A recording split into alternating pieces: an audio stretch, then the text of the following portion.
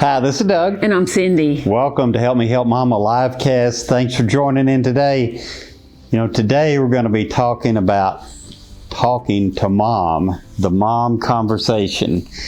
And the scenario we're going to use, we hear at this time of year a lot in real life, is you came home to visit mom for the holidays and several things. We've seen several things in real life. Maybe mom fell and broke a hip while you were at home, or it could be she's got Alzheimer's and you haven't seen mom in person for several months, and when you got home it was like a lot worse, and you're thinking, okay, I've got to go back home, to my job, to my family. I was only with mom for a few days, so what can I do? What can I do to make things better? So we're going to be talking about having a mom conversation today, and obviously if her Alzheimer's or dementia is advanced, that conversation with her may not be possible, but hopefully it's at the early stage, or maybe it's just a physical issue and you can talk to her. So what are some things we need to look at? You're worried about her and she needs some kind of care, but how do you know what kind of care it is? Well, what we're going to be talking about is, what do they want? And how do you determine what mom wants or what dad wants? How do you have this conversation with them?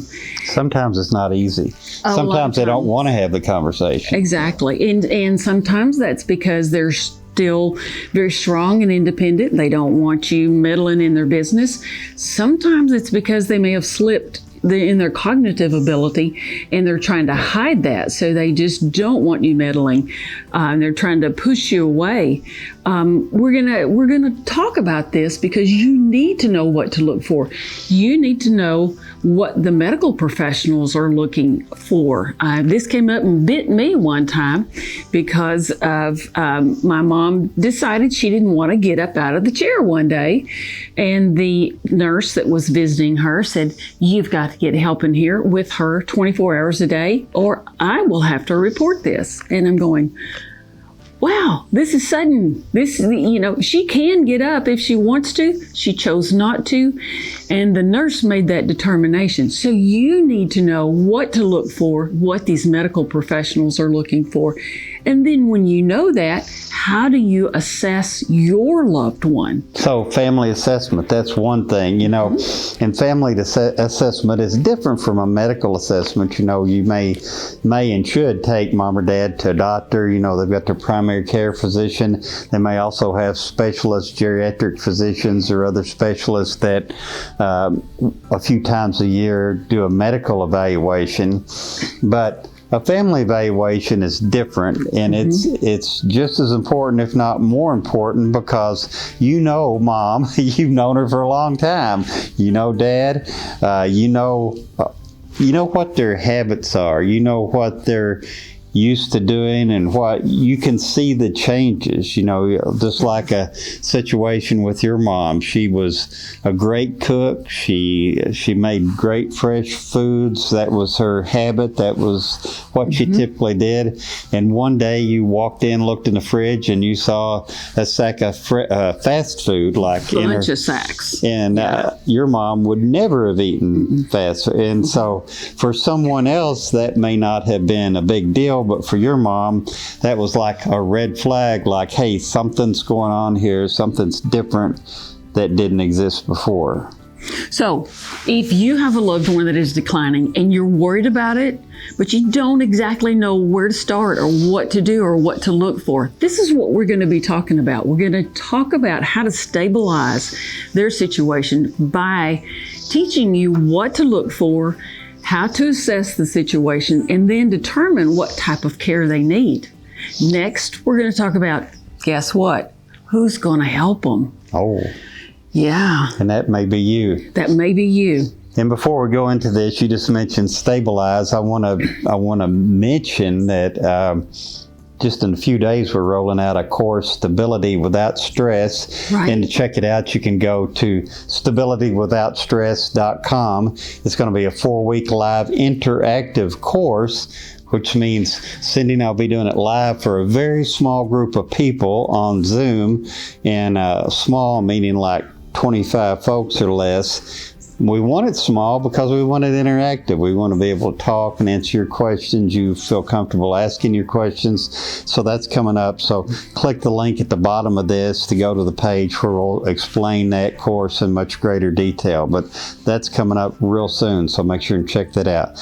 But you mentioned who will help them, and it depends on who's watching this. You may be one of the adult caregivers, and you may live across the road from mom. You may live with mom. Mom may live with you. But you know what? A lot of you don't associate yourself with the term family caregiver. You're just one of the adult kids, like I was in the very beginning, stopping by to have coffee with mom. You did that with your mom for a long time. Just stop by in the morning and have coffee. Yeah. But then you start to notice, well, I don't think she's taking her medicine like she should. And you know what? I think she skipped her doctor's appointment this month. And she's not eating like she should. And there's dangerous throw rugs that she's just not wanting to get rid of. These are things that you need to look for and look at to determine if you can help your loved ones stay at home and maintain their quality of life. People sometimes don't relate to the term family caregiver. It's like if you just think, well, I'm one of the kids. Matter of fact, you may be one of the kids that lives 1,000 miles away, and you say, I can't provide care for mom or dad because I don't live there. I live 1,000 miles away. At best, you may be a care manager, but the thing that all of these people, whether you live across the street or 1,000 miles away, the thing you have in common, you love mom or dad, you want the best for them, you worry about them. I mean, when you go home to visit, you see them declining and you think they need some help, and maybe you've had that conversation with them. Maybe you've had the mom conversation with them. We had a friend that had the mom conversation with his mom about 4 times, each time after she fell, and he was very worried about her. She lives several states away. He had some siblings. They'd all tried having this conversation. And finally it worked. Mom allowed the family, the kids, to help. She moved closer to one of them. She got the care she needed. But they had to have a lot of patience. They did, to their credit, they just didn't go in and force the issue. And, it took multiple bites at the apple, so to speak, to talk to mom and before she would agree to make these changes. But it's a big deal for them sometimes. It really is. And if they have the cognitive ability and they can help make these decisions, please listen to their preferences. If they don't have the cognitive ability, then it may fall on you to make these decisions for them. It's a whole nother topic. But right now we're talking about having the mom conversation. How do you start this conversation? What do you talk about? What are her preferences? How do you determine the type of care she needs? These are the things that we're going to cover in this course. So click on the button and go to stabilitywithoutstress.com, or I believe there's a link below somewhere on this page. You can just click on the link and go directly to it. Or if not, you can just go to your computer and type in stabilitywithoutstress.com and go direct to that web page where we'll talk about the course. It is a 4-week interactive course. There is a small fee for the course. It's $97, which I believe is a bargain, because 4 weeks live, interactive, and you get to ask your questions, not only of us, but there's going to be other caregivers in the course, other people that's going through the same thing that you're going through now. And so it'll be an interactive conversation that will be a benefit to everyone. So you get to ask your questions during the time that we are live. And if we don't get to all the questions, there is another hour during the week that we're going to have a live call. So we're going to get your questions answered. We're going to help you understand if your loved one is declining. Where do you start? What do you look for? How do you address the issues? And then how do you kind of plan for moving forward? stabilitywithoutstress.com, or hit the link below. We look forward to seeing you in the course. Please check that out. It's just going to be open for a few more days before we start the course, so we would love to see you in the course. We'll look forward to seeing you there. Have a great day.